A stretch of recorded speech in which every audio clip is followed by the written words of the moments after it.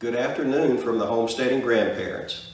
Following the freeze from several weeks ago, Nan and I sat down and evaluated how our homestead made it through that event and how well prepared were we for that event.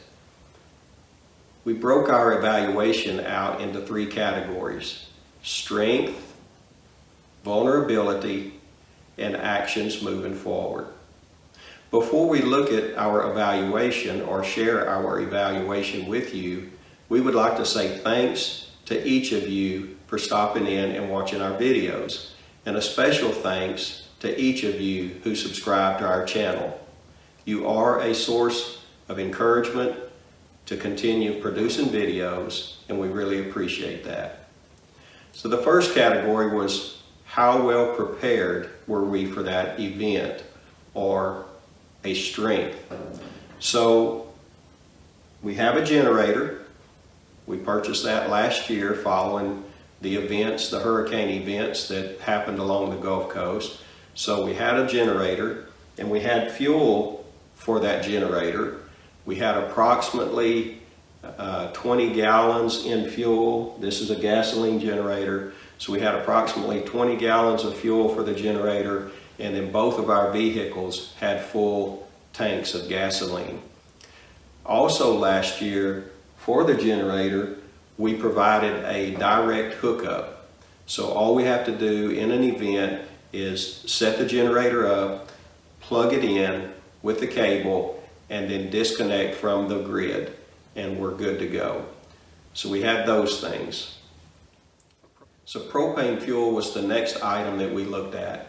We have one appliance in the house that uses propane, and we have a 100-pound cylinder that we maintain throughout the course of the year, and then we have smaller bottles that we also keep for our burners that we fry fish and cook outside on. So we had 4 of these bottles, 3 of them were full, and this one was approximately half full. The 100-pound cylinder was completely full. So we felt like in the propane fuel, we had provided adequate storage. Next thing we looked at was water. How well prepared were we with our water? So we had bottled water, we had this type of bottled water, and all in all, we had approximately 25 gallons. Now, when we learned that there was a boil event going on in the surrounding cities, we hurriedly filled up some plastic 5-gallon buckets that we have that we use for our honey, and they were empty. So we filled those up, and I think we wound up filling up 3 of those, so we had an additional 5 gallons. So approximately 25 gallons of bottled water, and then approximately 15 gallons of water that we put in a pail. And I'll talk about in the vulnerability aspect next with the water, but for food, we felt like that we were adequately prepared. We have canned items, we have freezers with food in them, and of course our generator is going to help us maintain the refrigeration for that. So food, we felt like that we had adequate supply to last several weeks in that event. Heat. So normally around here, heat is the last thing we're thinking about, because when we lose power in most situations, it's during hurricane season and you're not looking for heat, you're looking for coolant. But in this case, we needed heat, and we did have a couple of small electric space heaters that we could use, and we used those. So we felt like that we were adequately prepared in that event. Okay, so strengths, that's kind of a summary of our strengths. From a vulnerability standpoint, our generator, we didn't know it at the time, but when we bought that generator, you can see it's 12.5 peak amps, 9.5 sustained amps or running amps, and it has a receptacle for a 50 amp plug-in. However, the manufacturer of the machine only put a 30 amp breaker on the machine. So that's kind of like having a race car that's a 500 horsepower race car, and then you're going to govern it down to 300 horsepower. Why the manufacturer did that, I don't know. But in any event, what that led to for us was the breaker tripping when we were trying to put on a toaster, when we were trying to put on maybe some other appliances. And we didn't run it all the time. We ran it 4 or 5 hours at a time, then we'd shut it off for 4 or 5 hours, and then we left it off through the course of the night. But what we learned from that was that we're vulnerable there, and we might want to think about making a change. Generator fuel, initially it was inadequate. We had gasoline, and like I said, we had approximately 15, 20 gallons plus the vehicle's full. However, with the power out for multiple days, we were going through approximately 6 gallons in a 24-hour period. So we were getting short of gasoline, and fortunately for us, we did find local stations that had fuel that we could top off our cans with. And I think we made 2 additional trips over the course of that 3-day period between generators for our house, my son's house, and then my parents' house. So we found out that we were probably inadequately prepared for the amount of fuel that we had. Propane fuel, while we felt like that was adequate, we feel like that we may need to make a change there.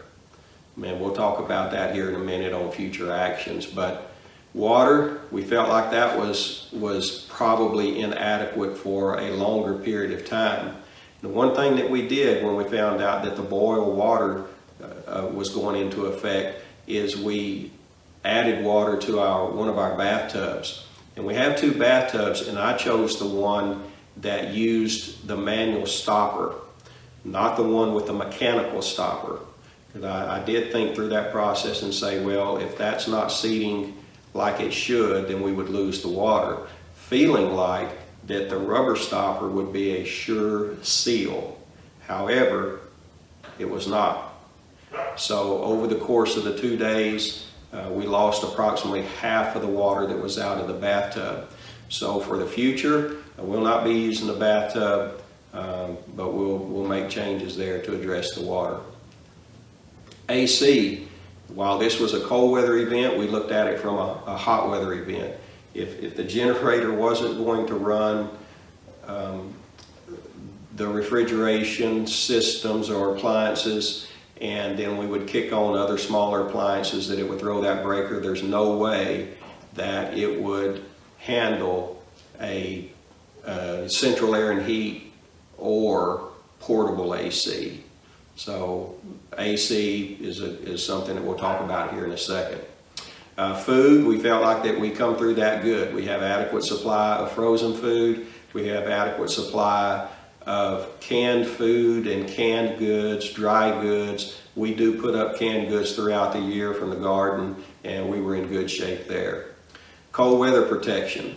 We had inadequate protection around the pool equipment, the circulating pump, the salt generators. I told you in one of the other videos we did lose the salt generator, and it split. And while it's in comparison to what everybody else is going through, it was a very minor cost. But at $500, you don't want to be doing that on a frequent basis. So we'll be making some changes with our cold weather protection. We did really good on our smaller trees, the onions and stuff. We had them covered. The outside spigots and faucets for the water system, we had those all covered and wrapped up real well. They done well. So from that perspective, we did well. All the piping in the attic, that's under the insulation, and we were in good shape there. Okay, so those are our strengths, our areas that we're vulnerable in. And so let's talk about some of the actions that Nan and I have looked at. So for energy, we looked at a couple of different sources. We said, well, we could put in a full house generation system to the tune of $10,000 to $15,000 and run it off of propane. And that's an option for us. We can look at upgrading the generator and getting some additional support there from a larger generator. We probably still wouldn't be able to run the the heating unit during a cold weather event, and probably not even the central air. We'd have to find that out. So those were our options there. And what we chose to do was, instead of putting all of our money into one item, such as the propane fueled whole house generator, we have chosen to buy a larger portable generator and upgrade it. And it came in yesterday, and I'll show you that here in a minute. Purchase additional propane. So my idea is that we will take this upgrade generator that we purchased, it's gasoline powered, and we will also buy a conversion kit that we'll put on that generator that we can use alternate fuel propane. So we'll be able to have dual fuel for the generator and not have to rely on gasoline only, but we'll have gasoline and propane. So in order to support a dual fuel generator, then we want to upgrade our propane system. So that means that we're going to purchase an additional 100-pound cylinder and have it on standby. Normally we go through one of those cylinders about every 6 months. So basically we'd just be rotating out those cylinders every 6 months, and then we'll keep our smaller cylinders full when they go empty. Increase water storage capacity. We definitely want to start storing more water, and when we know that there is an event coming up, then instead of relying on the bathtub, we are going to take these Shipley buckets that we have. Let me show you one of those guys.